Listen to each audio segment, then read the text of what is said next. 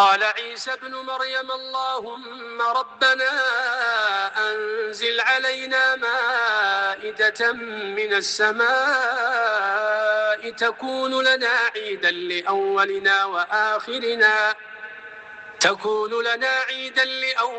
وآخرنا وآية منك وارزقنا وأنت خير الرازقين.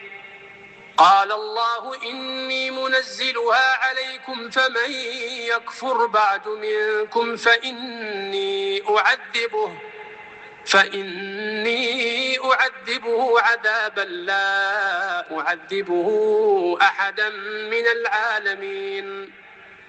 وإذ قال الله يا عيسى ابن مريم أأنت قلت للناس اتخذوني وأمي إلهين من دون الله قال سبحانك ما يكون لي أن أقول ما ليس لي بحق إن كنت قلته فقد علمته تعلم ما في نفسي ولا أعلم ما في نفسك إنك أنت علام الغيوب.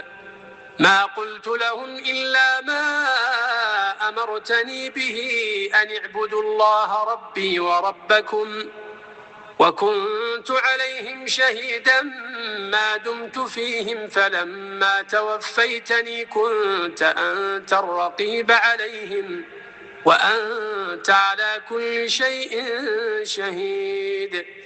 إن تعذبهم فإنهم عبادك وإن تغفر لهم فإنك أنت العزيز الحكيم.